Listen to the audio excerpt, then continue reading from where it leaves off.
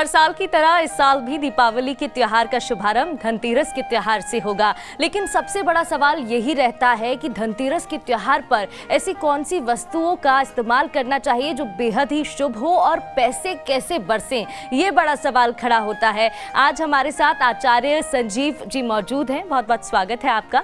आपसे जानने की कोशिश करेंगे क्योंकि देखिए, धनतेरस का त्योहार ऐसा त्योहार है जब माता लक्ष्मी की पूजा होती है, देवता कुबेर की पूजा होती है, भगवान गणेश की पूजा होती है। लेकिन इस पूजा का महत्व क्या होता है? देखिए, बहुत अच्छी बात पूछी आपने। धनतेरस ये बहुत ही उत्तम पर्व है।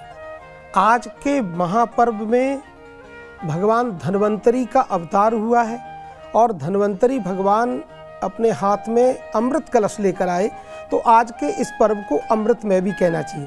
दूसरी बात, आज के दिन भगवान गणेश जी और माँ भगवती लक्ष्मी जी और भगवान कुबेर जी, उनका पूजन होता है और इनको साथ में बैठाकर पूजन करना चाहिए। और साथ में जैसे बही होता है उसका भी पूजन होता है, कलम का भी पूजन होता है, सरस्वती पूजन, कई एक आज कंबाइंड पूजन होते हैं। और ऐसे पूजा करने से लोग जो है अपने घर को सजा के रखें और दिव्यता से भगवान की पूजा करें। और ऐसा करने से घर में धन की वर्षा होती है, घर में सुख शांति समृद्धि बढ़ती है और आनंद होता है, उत्सव मनाए जाते हैं। ऐसा ये पर्व है।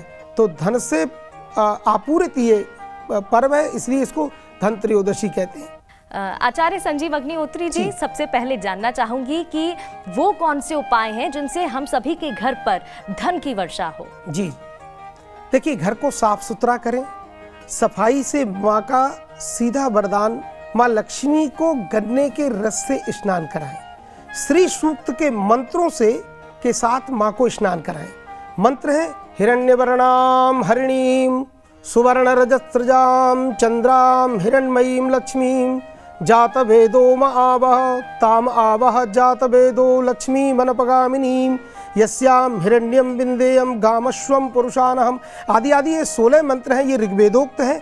इन मंत्रों से अगर आप स्नान कराते हो तो आपके घर में आनंद होगा। और खुद भी औषधियों से स्नान करें, जिसमें आंवला है, केसर है, सर्वौषधि आती है बाजार से, उसको लें, काले तिल भी मिलाएं, दूर्वा मिलाएं, स्वास्थ्य लाभ आपको ज़रूर होगा। क्योंकि भगवान धन्वंतरी का ये बड़ा उत्तम ये पर्व है। और ऐसा करने से भगवान, क्योंकि औषधियों से आप अगर स्नान करते हो तो आपके जीवन में क्योंकि आरोग्यता बढ़ेगी, आप की काया निरोगी काया रहेगी जी। तो इसलिए ये ऐसा पर्व है। आचार्य जी, देखिए, धन का ये त्योहार है और इस दिन पूजा भी की जाती है, लेकिन धन का भंडार कैसे बढ़े, इसके लिए क्या करना चाहिए? जी बिल्कुल। देखिए, गणेश जी भगवान को दूर्वा से पूजा करें। और दूर्वा कई बार सहस्त्रार्चन होता है, तो 1000 दूर्वा के जो वृक्ष हैं उनको दल बोलते हैं, एक वृक्ष को, तो उससे दल करे, पूजन करे, किसी अच्छे ब्राह्मण को बुला करके एक गणेश जी का सहस्र नाम पाठ कराए। तो उसमें जैसे मंत्र है तो इसी तरह दूर्वा एक एक चढ़ाएं। गंग गणपतये नमः, सिद्धि गणपतये नमः, महागणपतये नमः, मोदाय नमः, प्रमोदाय नमः। इन ऐसे मंत्रों को नाम ले लेकर गणेश जी पर एक एक दूर्वा चढ़ाएं और एक एक जैसे कमल दल चढ़ाएं, या जो भी आपकी श्रद्धा भावना बढ़े वो चढ़ाएं। तो ऐसा करने से लक्ष्मी जी की अपार कृपा होती है। और दूसरी बात, माँ लक्ष्मी जी का एक बड़ा सुंदर सीधा छोटा सा मंत्र है, उस मंत्र का भी जप करें, ओम श्रीम नमः। ये छोटा मंत्र है तो सभी बहन भाई जप सकते हैं। ऐसा करने से आपके जीवन में धन बढ़ेगा, आपके जीवन में कल्याण होगा।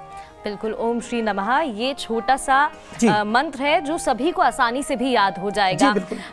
आचार्य जी, ये भी जानना चाहूंगी, धन दोष होता है, कई लोगों की जिंदगी में होता है लेकिन वो समझ नहीं पाते। अगर धन दोष है तो उसे कैसे दूर किया जाए और ऐसे में क्या उपाय ठीक रहते हैं? देखिए, धन दोष के लिए अपने घर को बहुत ही पवित्र रखें, अपने घर का वातावरण बहुत अच्छा रखें, घर में कई बार क्लेश नहीं करें। और दूसरी बात, आज के दिन धनत्रयोदशी के दिन और गणेश जी, लक्ष्मी जी, कुबेर भंडारी जी की एक साथ पूजा करें और माँ लक्ष्मी को कमल गट्टे से पूजा करें। तो लक्ष्मी को भी वही मंत्र है, श्रीम श्रीयै नमः, लक्ष्मीयै नमः। इन मंत्रों से लक्ष्मी जी का और कमल गट्टों से अगर आप पूजा करते हैं तो आपके जीवन में अनंत अखंड भंडार भरेंगे और माँ प्रसन्न होकर आपको आशीर्वाद प्रदान करेंगे। बिल्कुल। धनतेरस का त्योहार ऐसा त्योहार है, इस दिन सब अपने काम की पूजा करते हैं और कहते हैं कर्म ही पूजा है। तो ऐसे में जो बिजनेस करते हैं, जो बिजनेसमैन हैं, वो किस तरीके से अपने बिजनेस में जितने भी दोष हैं उनको दूर कर सकते हैं और पूजा कर सकते हैं? देखिए, कई बार लोगों को ऐसे प्रश्न होते हैं लोगों के, और लोग इस बात को बहुत घबराते हैं। लोगों का चलता हुआ बिजनेस कई बार ठप हो जाता है, डूब जाता है, कई बार लोग पैसे लेके नहीं देते हैं। तो ऐसी स्थिति में लक्ष्मी जी की प्रसन्नता के लिए, क्योंकि इस स्तोत्र में लक्ष्मी जी भरी हुई हैं और भगवान के नाम भरे हुए हैं, तो भागवत जगत में नारायण कवच एक है, पाठ है 6ठे स्कंद में, उस नारायण कवच का पाठ खुद करें या वैदिक उत्तम अच्छे ब्राह्मणों से कराएं, तो ऐसे लोगों को लक्ष्मी की अपार कृपा होती है। क्योंकि लक्ष्मी जी, जो लक्ष्मी कहते हैं, राज्य को भी लक्ष्मी कहते हैं, आपके बिजनेस को भी लक्ष्मी कहते हैं, कई तरह से लक्ष्मी जी का आवागमन होता है। तो लक्ष्मी यदि नाराज हो गई तो उनका जो इंद्र का जो लक्ष्मी थी, इंद्र का जो वैभव था, वो सब लुट गया था, दैत्यों ने लूट लिया था।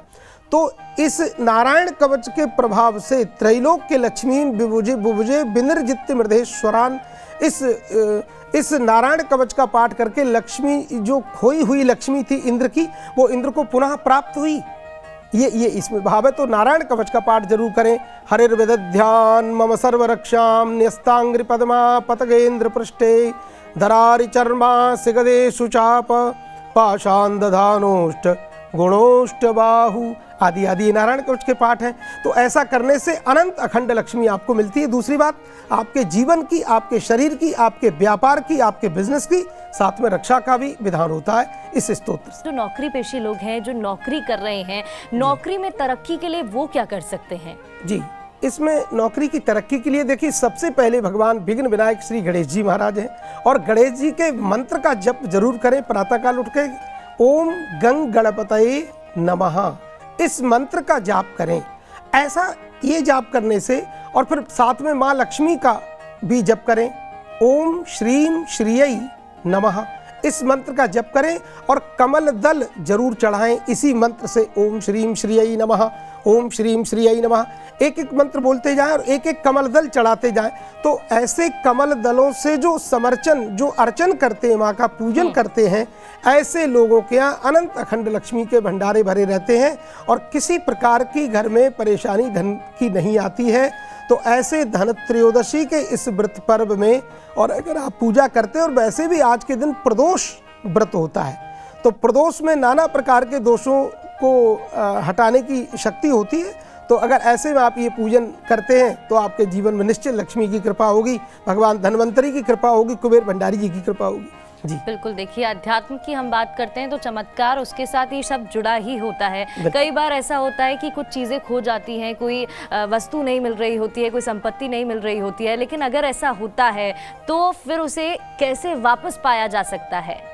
देखिए, इसमें भी आज के दिन ये जो बड़ा पर्व है, धन त्रयोदशी इसको कहते हैं, और इस धन त्रयोदशी में, आज के पर्व में मैंने पहले भी बोला कि साक्षात श्री धन्वंतरी भगवान का अवतार हुआ, और अब भगवान अवतार लेके जो आए तो उसमें एक हाथ में अदरक, काली मिर्च, लौंग, इलायची और ये सब सामग्रियां लेकर के प्रकट हुए थे भगवान, और उसमें पुदीना भी था, बहुत सारी चीज़, आंवला था।